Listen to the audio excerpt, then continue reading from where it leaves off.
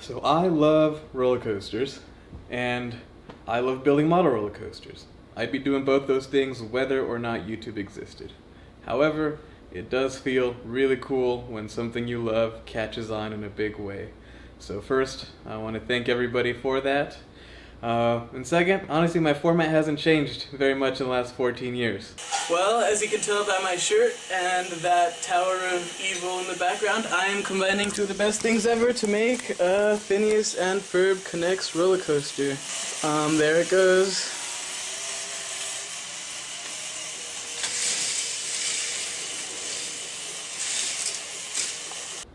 And look at this clip from much more recently.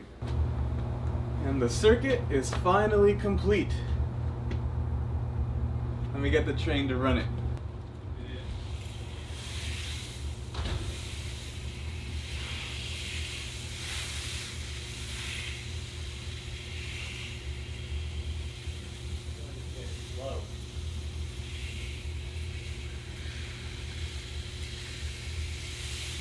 So that second video there, it got over 100,000 views in the first 2 weeks, which none of my other videos even got close to that level of popularity. Which leads me to what has seemed to work for me, and hopefully it helps you out as well.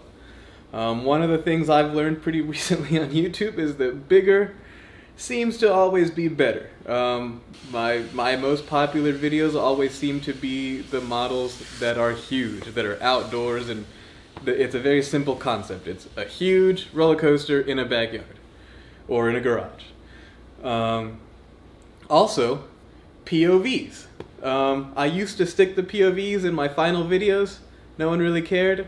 Once I started making the POVs their own video, all of a sudden the POVs are the most popular thing. So that's another note for those model coaster builders out there. And the final note is build something that has an element that everyone is already familiar with. Star Wars, Magnum, those Magnum trains are so iconic. I knew they were going to be iconic, but I didn't realize how many people had so many memories and nostalgia associated with Magnum and those trains. So my 3 tips: nostalgia, POVs, make them their own videos, and make something big and grand and easy to just identify, oh, that's really cool, that's something huge. So I want to preface this section by saying going viral is not an indication of quality of a YouTube channel. I should know, I had one for 14 years with less than 1,000 subscribers. However, this is what happened after that Magnum POV went viral, got over 2 million views. So immediately, I started getting a whole bunch of emails. It was kind of weird. People started finding me on every social media platform and sending me messages. Most of them I ignored. There were a lot of companies that just wanted to use the footage and not credit me, not do anything. So my general rule was you can use the footage as long as you link to the original video in whatever article or whatever you use. The one exception to that being the local news. I fully support the local news, so the Cleveland News got all my stuff. And they ended up crediting me anyway, so that worked out pretty well. Connects found me, the actual Connects company. They found me, they messaged me, we set up a phone call, and I was able to get invited to go to their facilities as you saw in that one video I posted about a month ago. And hopefully we can do some more cool stuff in the future. That being said, that leads me to the future of this channel.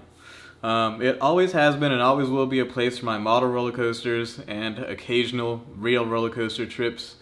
And then the part that I feel that I haven't done as much is the writer part of Coaster Writer. Guys? Telling stories, whether or not they involve roller coasters. I know the Star Wars coaster had a huge story, and next year I have a big storytelling coaster I really want to do. But I also have some ideas for non-coaster related storytelling, which I hope to have the time and people to do one day. And finally, I just want to devote some time to say thank you. From SS Coasters and everybody there, that was the greatest website in the world when I was 12, and it's still one of the greatest websites in the world. If you're not part of it, go check it out. It's not as busy as it used to be, but you'll still find some really valuable information if you want to build Connect stuff. Also, I want to say thank you to all the new folks who joined after seeing the Magnum videos.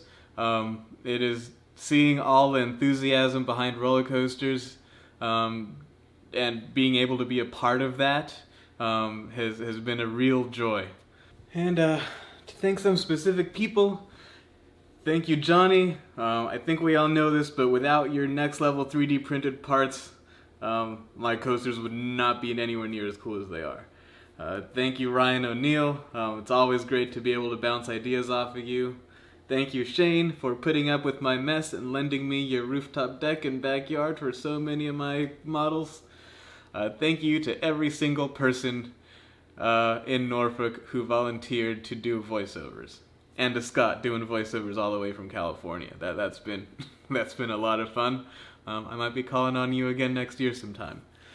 And thank you to everybody who's commented from now to 14 years ago.